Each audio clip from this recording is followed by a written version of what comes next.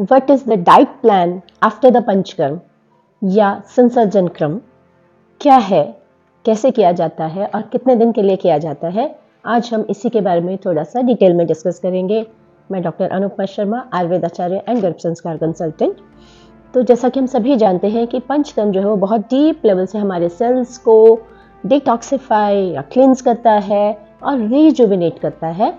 इसीलिए जब हम पंचकर्म प्लान करते हैं तो उसके बाद का जो 1 वीक का टाइम पीरियड है, that means 5 to 7 days, they are very important for this rejuvenation. इसीलिए उसको कब, कैसे और क्या उसमें खाने पीने का ध्यान रखा जाए कि वो हमारा जो पंचकर्म है वो और भी सक्सेसफुल वे में और रिजुविनेशन जो है सेल्स का वो बहुत अच्छी तरह से करे।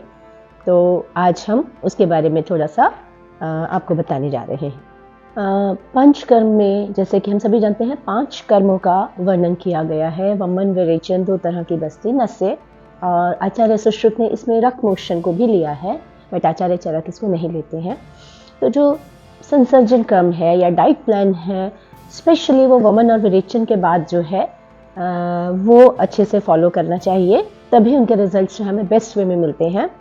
तो जिस दिन वमन या विरेचन हो गया है उसके बाद जो फर्स्ट डे होता है, that will count as the day 1। उसमें हम मूंग दाल का सूप, सब्जियों का सूप, घर पे ही बनाया हुआ फलों का जूस ये रेकमेंड करते हैं। सेकेंड डे में पतली खिचड़ी, मूंग धुली दाल जो है उसी को नेक्स्ट 5 to 7 days के लिए हम रोटेट करते हैं। तो सेकेंड डे में मूंग दाल वाली पतली खिचड़ी या फिर सब्जियों का सूप ये ले सकते हैं। साथ में ग्रीन टी आप ज़रूर ले सकते हैं। दूध या दूध से बनी चीज़ें जो है वो अवॉइड करनी चाहिए, क्योंकि वो जो है पचने में भारी होती हैं। और हम इस तरह का डाइट प्लान बनाते हैं जो पचने में तो हल्का हो लेकिन आपकी बॉडी को प्रॉपर नरिशमेंट भी दे, न्यूट्रिशन भी दे दे। तो थर्ड डे में जो है हम फिर से जो है खिचड़ी जो है उसको दिया जाता है। उसमें हम थोड़ी सी सब्जियां भी ऐड कर सकते हैं। फोर्थ डे जब आता है तो उसमें खिचड़ी, उपमा, पोहा, वेजिटेबल्स के साथ हल्का सा स्टीम करके वो दे सकते हैं, या फिर लौकी तोरई की सब्जी जो पचने में हल्की रहती है। और इसके साथ साथ में यदि राइस लेना चाहते हैं तो वो फोर्थ डे में आप राइस विद मूंग दाल ले सकते हैं।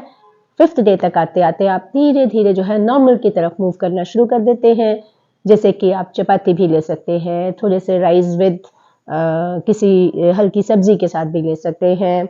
और धीरे धीरे इस तरह से फिर आप डे 6, डे 7 तक आते आते नॉर्मल फूड की तरफ मूव कर सकते हैं। तो ये जो है संसर्जन क्रम क्यों किया जाता है, क्योंकि जैसे मैंने बताया कि पंचकर्म से जब हमारे सेल्स से बहुत डीप से टॉक्सिन्स निकल जाते हैं तो सेल्स जो हैं, ये हमारी जो डाइजेस्टिव फायर्स हैं वो वीक हो जाती हैं। इसलिए हम उनको ओवरलोड नहीं करते हैं, बल्कि इस तरह का खाना या पीना प्लान करते हैं कि जो बॉडी को नरिश और न्यूट्रिशन तो दे लेकिन लोड ना डाले। And cells they start getting rejuvenated by this process itself. तो इसीलिए मूंग की दाल जो है it's is a very good source of protein. Again vegetables soup जो है वो भी न्यूट्रिएंट्स प्रोवाइड कर देगा बट लोड नहीं डालेगा। Green tea is again a good source of antioxidant and rejuvenation. But milk या मिल्क के प्रोडक्ट्स जो होते हैं they are heavy to digest, तो इस तरह की चीज़ें नहीं लेनी है। Coconut water is strictly avoided क्योंकि वो कफ को बढ़ाने वाला होता है। और कोई भी भारी खाना या बाहर का खाना या मसाले जो है वो भी इस समय में नहीं लेने चाहिए। तो इस तरह से जो है इस तरह का diet plan after the Panchakarma is recommended to improve your health, to improve your rejuvenation, to give you maximum energy and to give you healthy and the best life. Thank you.